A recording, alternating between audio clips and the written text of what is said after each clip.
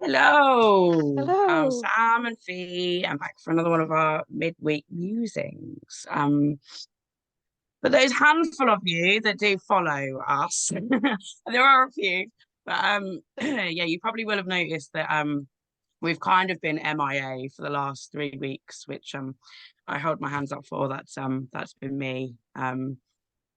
As I've said a few times over the last few months, I've been yeah, going for a bit of a tough time, and it all kind of came to a head about 3 weeks ago, and everything sort of just went kablooey, and I've been really struggling and not really in a place to sort of come on and make cohesive sentences and make sense and have the energy to really kind of do the whole talking thing. So yeah, I've had a little bit of a break, but obviously these things happen and we can't hide from them forever. We can't kind of just lay down and hide in a little box in our room and just, forever. So yeah, time to pick ourselves up and yeah, get back on a horse and get back out there. So hello, we're back. Oh, Yeah, I hope you guys have all been well. And Fee, last 3 weeks. I mean, a lot goes on in 3 weeks, doesn't it? Quick summary, how you doing? oh yeah, okay. I'm trying to think, like the time does just go in a blur. So, nothing momentous to report on really. Apart from the two year anniversary Well, was that solid. was yeah, this weekend. That was a bit more active. So full on weekend. It was the second year of a stand in the park UK, and obviously the stand in St Albans, which was the first stand that I started, which kind of kicked it all off. So that was lovely. That was Pretty incredible two I years. just I just cannot believe I this is all I say all the time. I can't believe that it's this much time, but just the year anniversary feels like it was, just a blink ago. So to be on 2 years, yeah, and again, just looking at around at these lovely people that are just so much a part of my life now. Um, it's kind of difficult to remember life before in a way, Yeah. and that's not in a negative way in this situation. It's actually one of the real positives, that these people have become so important. Yeah. Just that support network, isn't it? That you just feel that kind of you're held, you've got these people that have got your backs, whatever happens, that they're there. So 2 years of that. So happy anniversary to everyone, all the stands, regardless of when you started. This is 2 years of a stand in the park UK. And I know, so we'll be having a lot of second birthdays Yeah, we're this having year. ours not this Sunday coming, the Sunday after in Basingstoke. We're having a little party in the park. Yeah. Nice. Yeah, awesome. So yeah, that was a good one. But so it was a full-on weekend because the day before it was the big protest in Oxford. So Was. we finally caught up with each other I know it's been so after long. absolutely, it just feels like In forever person, obviously. in person, yeah, since we've been like doing our lives from a protest together. And Yeah. Yeah, because when you were in St Albans, you were able to make, sort of all the mm, London ones. It was less sort of so much difficult for easier. you to get down than from where you are now. So yeah, that was brilliant.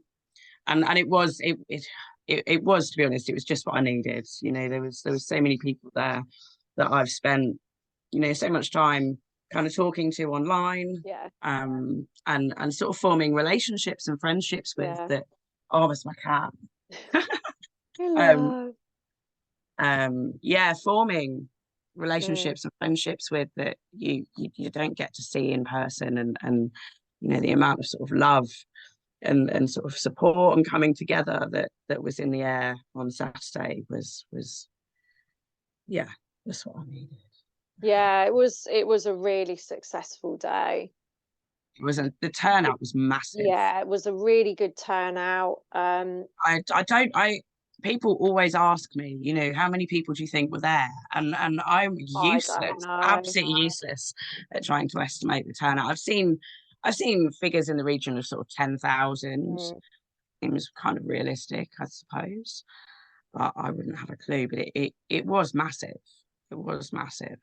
Yeah, people really made the effort to show up, and there was just a sea of yellow, It which was was great. Flags everywhere, beanies, hoodies. It was just, the stands are just such an integral part of the protest movement. Just highly visible, and just always there, and always really upbeat and positive, as the marches are. Anything that I'm involved with through Unite for Freedom, we're always pushing the kind of like celebratory aspect, I suppose, which might sound a bit peculiar when you're talking about protesting against these really like draconian measures and these infringements on our liberties. But it's also that coming together, that energy. It's always such an uplifting experience, and we're always banging on about energy, but that is what shifts things. It's people coming together in hate and anger. It's just self-defeating, actually. And Any action you take, I think it mm, needs to come from the right place, and that place is, you know, a sort of love and care and compassion for humanity and each other, and sort of wanting to make a difference, a positive impact on the world that we're exactly. opposed to, you know, putting the fear of God in everybody. Well, And people respond, don't they? So you've got obviously the people that are like the passers-by, and the police as well, who they actually issued a statement, saying how peaceful, they really appreciated that we were peaceful, and because we always are. And there was Antifa present. They'd put out a yeah, notice, I mean, it's I seriously. But they're masked up. The anti-fascists, swathed in black, masked up. Really. Oh yeah, you don't look like fascists Yeah, at you've all, got do us waving you? our yellow smiley face flags and, you know, But giving we're out a whole lot of far, love, and then you've got far them right. coming at you with the "Argh!" And you think, well, Yeah. you know, I know which crowd I'd rather be a part of. When a lot of people saw that, Mm. um, and it does have a big impact, because people realise, well, hang on, these aren't these nutters, that these dangerous weirdos who we have to be afraid of. And they realize that, oh, hang on, these are, they're really peaceful, happy people that are just literally gathering for freedom, for our rights. So yeah, it was It does really make a good. difference, It doesn't it? does, and we had a lot of people, sort of responding, and I mean, I think there's been a lot of really good groundwork done in Oxford with Yeah. informing the residents, like ahead of Saturday. Um, yeah, like basically every house, every residence was leafleted, and so people have been made aware. Um, and yeah, this is kind of what we need to see happening everywhere now, where this is being proposed, the 15-minute city idea. But it's great, that level of opposition, highly visible, it made the news. And to be fair, I saw the Meridian, like ITV. Julie from Poole Oh, was on yes. there. Yeah, she's at the brief. She's like, "Yay, Jules!" Because she did mention, hi, Julie. She did mention that she'd been caught on camera by them. Louise as well from Save Our Rights. And it was actually very measured. That Yeah. because it's Massive. the thing is, this is one of those topics that, I mean, as much as, yeah, they do try and label it, it's a really, really desperate attempt to sort of label it as conspiracy fearing, oh look, the loons are trying to conflate this with agendas and blah blah blah. But I mean, nobody's really buying it. But it's one of those things that people who really have got no idea about any of the stuff that we've been talking about for the last few years can see for themselves. Oh well, hang on a minute. The 6% approval rate of this scheme in Oxford, and they've still ploughed ahead. That in itself is waking a lot of people up. I mean, it does just show a complete lack of democracy. None And this whatsoever. complete, riding roughshod over Yeah, the will of the people. yeah, When, the very kind of premise, I mean, we all know it doesn't work like that, but the premise of government is that they are there to represent the will of the people, carry out the will of the people, and, follow democracy. yeah. Yeah, I mean, we It's know an it doesn't eye work that opener. way. Yeah, With but this issue, it is very, very it's starkly clear. alerting. Yeah, it's alerting people who maybe otherwise wouldn't really, be noticing these things. It's And again, it's actually, as we've, oh, sorry. no, go on, go on. It's what we've said before about, people tend to be quite reluctant to sort of accept or stand up to anything that's going on until it directly impacts their life. Yeah, And all of these, traffic filters and fines and this surveillance and all of this stuff that's being instilled, that is something that is affecting people's everyday lives. And it is, staring them in the face that their freedom yeah. of movement is being taken away. Mm, And even if the concept of 15-minute cities and the whole kind of, where this is leading to, they can't quite get there, mm. that there is this, restriction on their freedom of movement that actually, when you do just look at it and look at the facts, it doesn't make any sense. No, It's not no, reducing any, it's not reducing pollution. no. It's It's not increasing it. it's not actually giving cleaner air anywhere, which is, the premise of all of this. It's not actually helping communities, because No, small businesses and local businesses are all going under because of these things that they're putting in. So actually it's decimating communities. So all the buzzwords that they're using to sell this as such a good idea, it's good for the environment, it's good for the community. Well, there's nothing there to demonstrate that, no. and those things, together are kind of, it is making people kind of sit up and take Mm, notice and think, well, then why are they doing this? If it's not yeah, having the effect they're saying that's the reason they're doing it yeah, for, why? And I yeah. think it is prompting a lot more people to kind of go, "Hmm, Hmm. This seems a bit suspicious. Yeah, I mean, it's all complete and utter hogwash. And I don't know how they thought they could actually just push this through. But maybe that is the nature of being psychopathic. That there isn't that kind of forethought and well, possibly, but then if it, you look at what they've got away with over the last 3 I years. I mean, mean, it's not a huge stretch to think, well, yeah, we just do what we want now. The I people in general have kind of gone along with all the other nonsense that we've said. You won't catch it if you're sitting down. You won't catch it if you're eating. If you follow this one-way system, you're going to be fine. This perspex is going to save you. This piece mm, of cloth over your face is going, like, all of these little things, that they've. it's true, but I think there's something. I mean, that was the threat of the virus, and people getting ill. And this, it's a hard sell. The whole green agenda thing. It's a lot more difficult to get people invested in it. It's just, again, it is when people are directly impacted. It's practical stuff. Oh, I can't go there. I could, before it was you can't go there because there were, this compelling reason Yeah. with all the I do propaganda and think all the that. level of compliance has kind of spurred on their expected success rate, though, to be Yes, honest. yeah, I agree. That's what I think is this kind of hubris that they've just assumed that we can do anything now. but it's backfiring spectacularly. I don't think they were really expecting this level of backlash.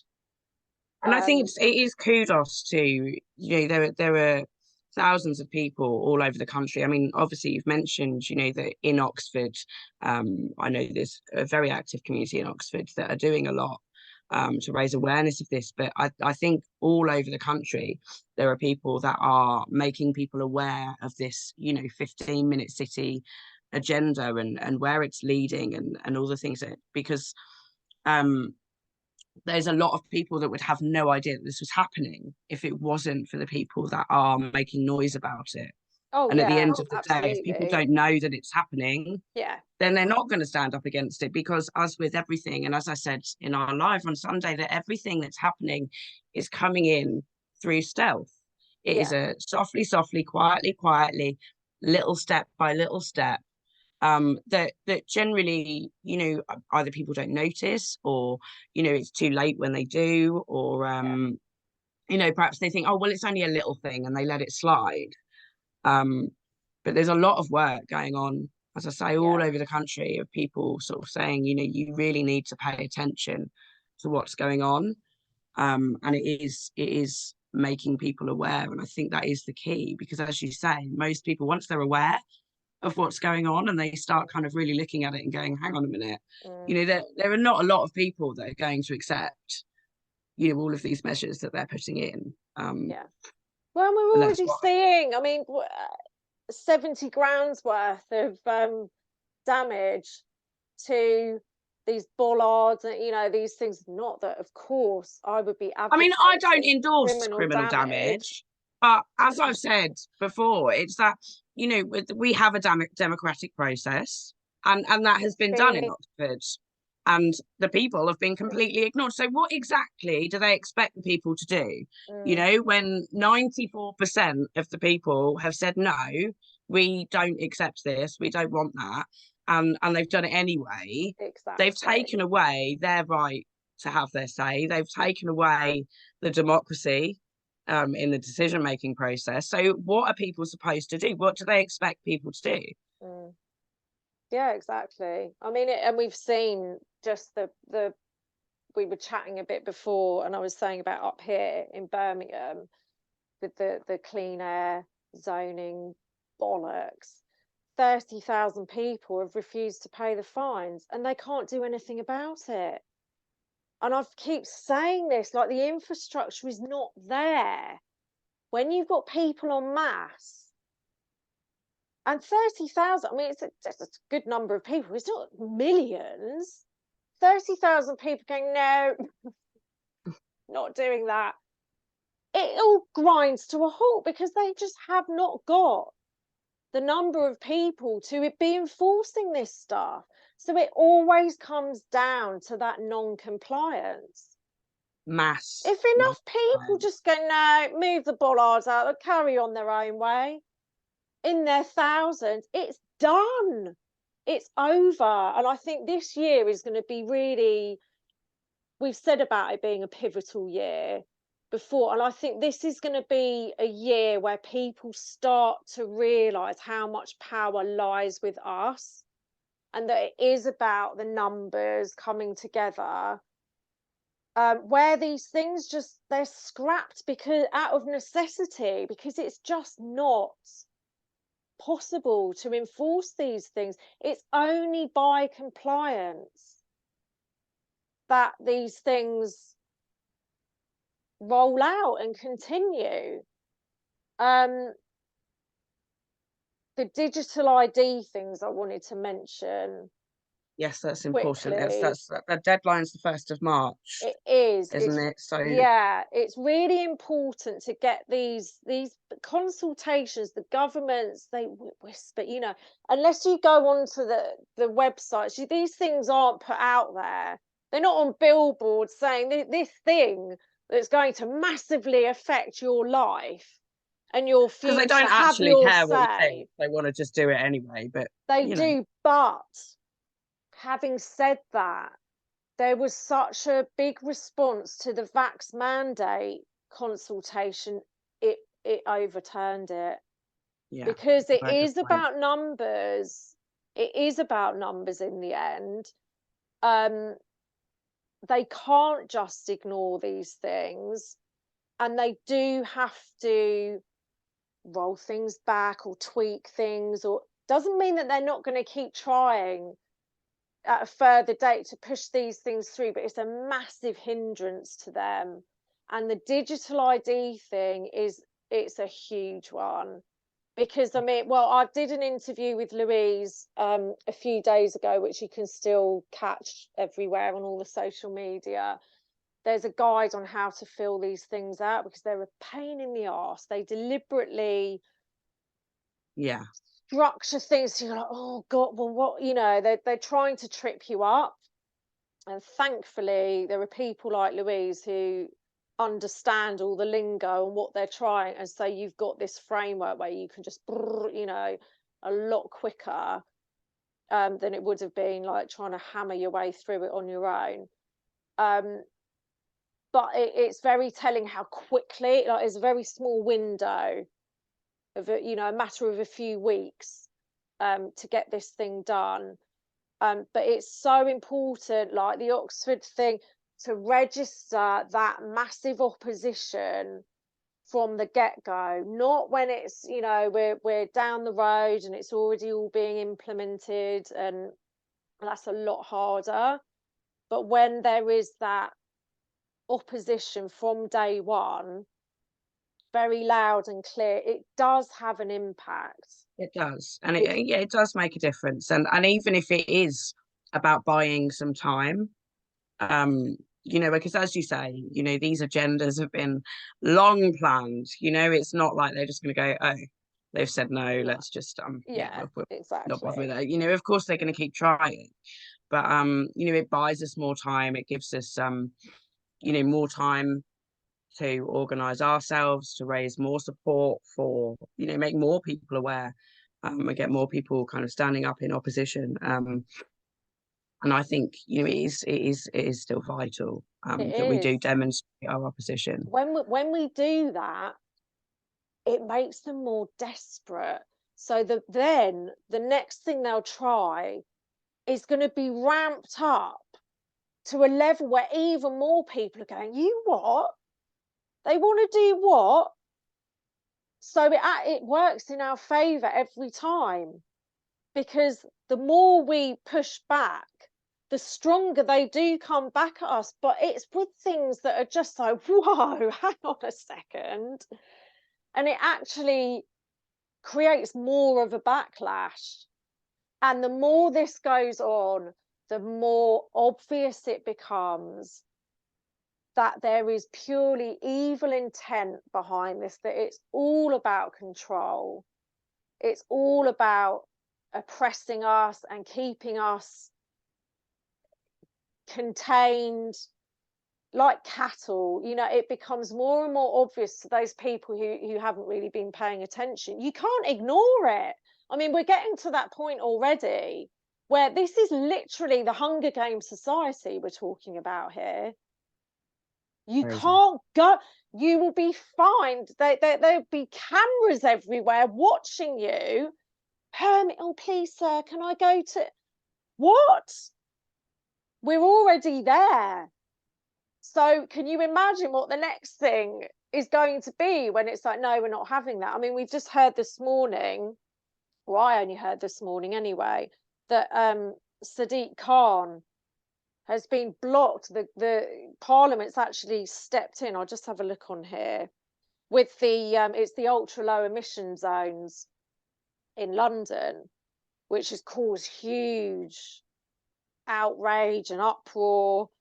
But he's actually breached an act here, so he's on very, very shaky ground.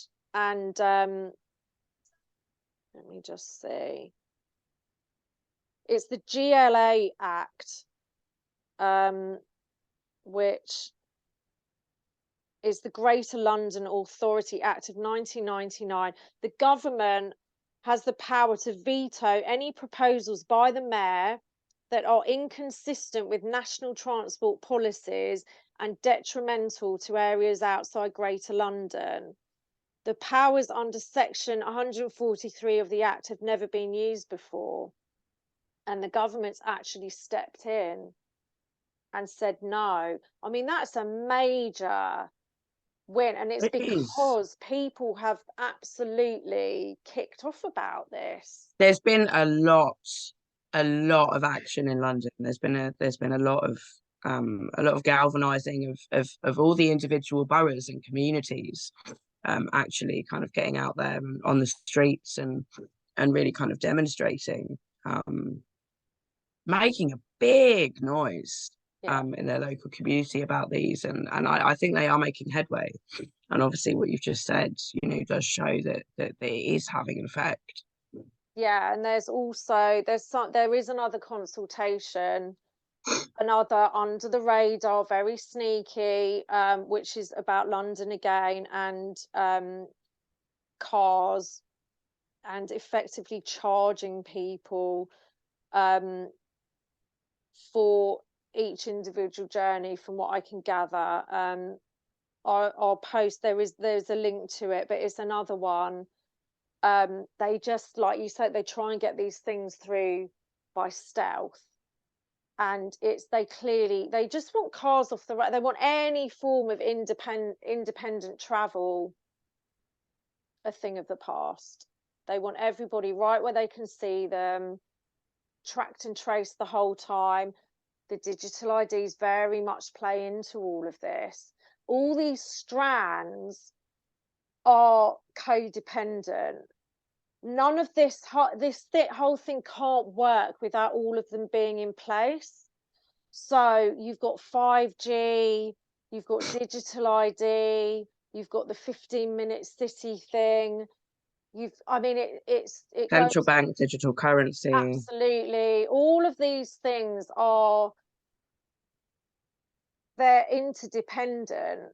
And when we attack one of them full force, it has a major impact on how it plays out. But when you're going for all of them, and there's so much that we can all do. I mean, we are going to be putting something out in the next week or so, which is, just it's going to be like a resource list, really, of what everyone can do, because a lot of people you don't know where to start with these things. You think, okay, There is so much going on. It is quite difficult to keep track of it all, because actually there are, as you say, it is multifaceted, and each and every single one is being pushed on us, at quite a great speed, really. That I think, there does need to be, I think, a resource list is, it should be very just helpful for a like lot of to people. simplify things, where it's okay, for this go here, for that go there, for the, and it just takes that overwhelm down a few notches, where you're not just paralyzed. Oh my god, there's so much to do. And also remember, so many more people are getting involved as well. So it's not just you, like this lone voice in the wilderness anymore. It's loads and loads and loads of people all doing the same thing. And what's really good now is that you've got people in every area, like going for the council, going for their MPs, doing this, that and the other. And that's what we need, as well as holding, the things that are at national level to account as well. And when you've got these things popping up and it's going on all over the country, it does have a massive impact, because it's us, we hold the power. It's only ever compliance, bless you, that allows this stuff to continue. That's all it is. And they can threaten, they can cajole, they can coerce, they can do all of these things, but in the end they have got to have our consent, our compliance, and they will take your consent. That will be, if you're silent, that's your tacit consent. You have to make it clear that you're not going along with it. and I do feel really positive. I do, you can feel it. There's a change, there's a shift in people where you're starting to see now, oh, hold on. So what we say and do, it does actually hold a lot of sway here, because we are the 99%. The number of people that the elite, the obsoletes, is minuscule. They've got their tentacles and everything, but we are the masses. We've got the number, and they just do not want people to recognize that. And so that's why they're desperate to keep us isolated and suspicious of each other and separated. But as we saw on Saturday, it's not working. That energy is infectious. People want to be a part of it. They want to get involved. They want to know what's going on.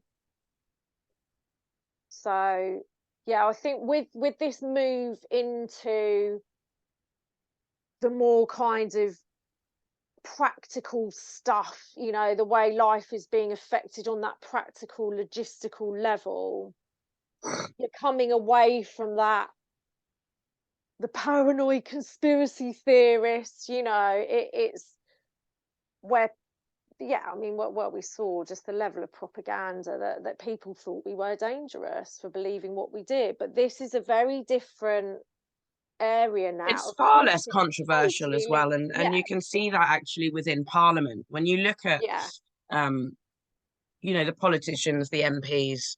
There are, you know, actually quite a lot of them raising a lot of concerns about these policies and these restrictions that they're putting in, when of course, you know, for the last 3 years they've been very, very few and far between, even if, you know, quietly a lot of them have, you know, recognized that there's been an issue. There's been a reluctance to stand up and say so, because of the judgment and the propaganda and the kind of, you know, subliminal messaging that comes with standing up for freedom in that scenario. But as you say, this is a kind of different kettle of fish entirely. It's about freedom of movement, and obviously, as we saw with the jabs and things, you know, freedom of movement, freedom to travel is actually one of the most important things to people, because I would be willing to put a bet on the fact that actually a very large percentage of the population did only get the jab so that they could have the freedom to travel. Now, to be told that they've done that, and obviously we've now got a lot of things coming to light now about that might have been a dubious decision to make, that freedom to travel is going to be taken away from them.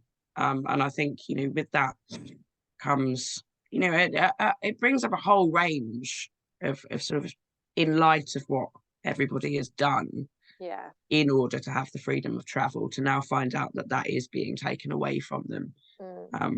Which is completely unlawful anyway. Well, of course it is. I think, you know, it's just not going to work. It's not going to happen. It isn't. It can't. It won't. And it is totally unlawful. It's enshrined in law that we have, that it's a God-given right. But it does come down to people believing. And I think for me, that's a lot of what an awakening is all about, is realizing that actually the power lies inside you.